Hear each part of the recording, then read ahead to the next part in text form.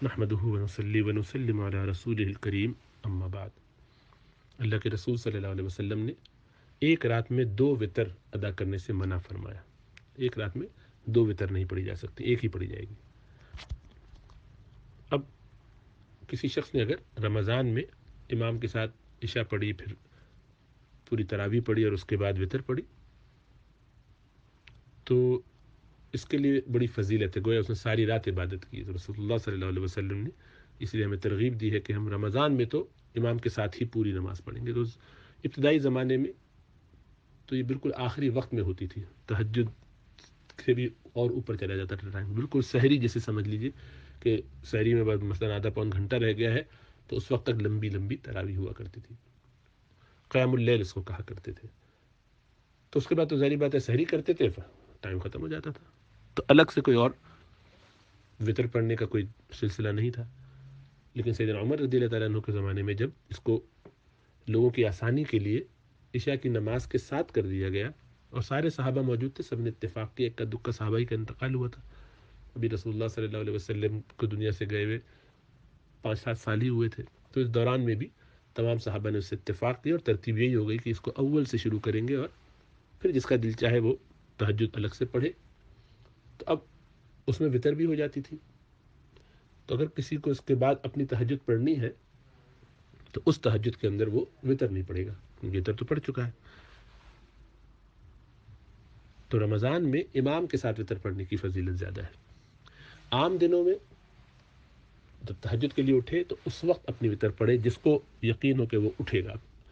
ہمارے یہاں یہ چونکہ معمول لوگوں کا یہ ہے کہ تھکے ہوتے ہیں، کام ہوتا ہے، ریٹائرڈ لوگوں کی بات نہیں کر رہا، عام لوگوں کے لیے جن کو چھٹی نہیں ہے، تو وہ کبھی اٹھ پاتے ہیں کبھی نہیں، کبھی تھک جاتے ہیں، تو وہ نہیں اٹھ پائیں گے تو ان کی وہ وتر رہ جائے گی۔ تو اس لیے ان کے لیے بھی بہتر یہ ہے کہ وہ رات میں ہی اپنی عشاء کے بعد وتر پڑھ کے فارغ ہو جائیں، اور اس کے بعد پھر صبح میں اللہ آنکھ کھول دے، عافیت کا معاملہ فرما دے، مدد فرما دے، تو اٹھے اور اس وقت اپنی تہجد پڑھ لیا کریں۔ تو اس میں پھر وتر ان کو نہیں پڑھنا ہوگا، تو وہ کم ٹائم میں بھی ان کے لیے آسانی ہو جائے گی، تو ان کے لیے گنجائش ہے اس سے فائدہ اٹھانے کی۔ رات کے وقت میں جو عشاء وتر پڑھنی ہے یعنی عشاء کے بعد، وہ بھی درست ہے، اور اگر تہجد کے بعد کوئی پڑھتا ہے اس وقت چھوڑ کے اس وقت، تو وہ بھی درست ہے، ایک لیکن پڑھے گا۔ اب ایک سلسلہ جو اب ہونے لگا مغربی ممالک میں بالخصوص، وہ یہ کہ تہجد کی الگ سے باقاعدہ جماعت کی جاتی ہے وتر کے بعد، یہ رمضان کی تراویح کے بعد اور وتر کے بعد، تو اس میں بھی پھر یہ باقاعدہ وتر پڑھتے ہیں۔ تو ظاہری بات ہے کہ یہ دیگر ائمہ کے اس کی گنجائش ہے، احناف کے ایسی گنجائش نہیں، طریقہ درست نہیں ہے، 2 وتر نہیں ہو سکتے۔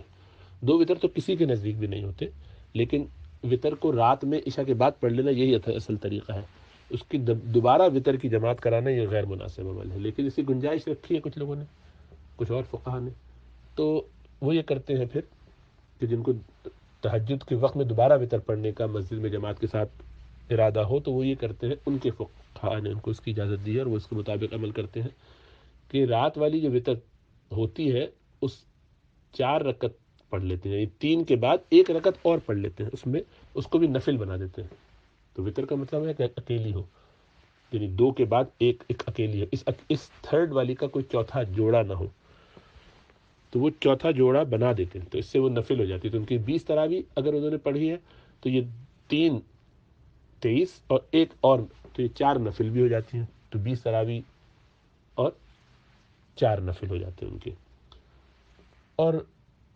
جو لوگ غیر مقلدین ہیں وہ اس میں چونکہ 8 پڑھتے ہیں، چاروں اماموں کے نزدیک تو 20 ہی تراویح ہے، تو جو 8 پڑھتے ہیں تو وہ 8 پڑھنے کے بعد پھر یہ 3 ان کی 11 ہو جاتی ہے، تو اس کو وہ 12 کر دیتے ہیں، ایک ایکسٹرا رکعت پڑھ لیتے ہیں،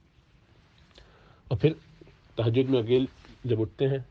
تو 8 رکعت وہاں پڑھتے ہیں اور اس کے ساتھ پھر 3 وتر اور پڑھ لیتے ہیں، تو 11 وہاں ہو جاتی ہیں ان کی۔ تو اس طرح ان کا یہ ایک سلسلہ ہے۔ اور تو حنفی فقہا کے مطابق ہمیں صرف رات میں امام کے ساتھ 20 رکعت تراویح اور اس کے بعد وتر پڑھنی ہے، اور پھر تہجد میں جب اللہ آنکھ کھول دے سحری سے پہلے اٹھ جانا چاہیے کچھ دیر کے لیے، تو اس میں 2 4 6 8 جتنی اللہ توفیق دے تہجد پڑھے، اور اس کے بعد پھر وتر دوبارہ دہرانے کی کوئی صورت نہیں ہے، کیونکہ اس کی ضرورت بھی نہیں ہے اور وہ مناسب نہیں، منع فرمایا اس سے رسول اللہ صلی اللہ علیہ وسلم نے۔ امید ہے اس سے مسئلہ واضح ہو گیا ہوگا۔ وتر کی جماعت احناف کے ہاں یہ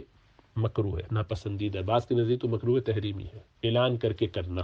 لوگوں کو بلا بلا کے مزے میں جمع کرنا، تداعی اس کے لیے استعمال کرتے ہیں۔ تداعی مطلب یہ کہ پکار، اعلان، لوگوں کو جمع کر کے پکارا جائے، تو لوگوں کو جمع کر کے پوسٹر لگا کے جمع کرنا اور بلانا، یہ احناف کے ہاں درست نہیں ہے۔ تو لیکن دیگر ائمہ کے جن کی گنجائش ہے وہ کرتے ہیں، اس کی تفصیل الگ سے بیان ہو چکی۔ تو آپ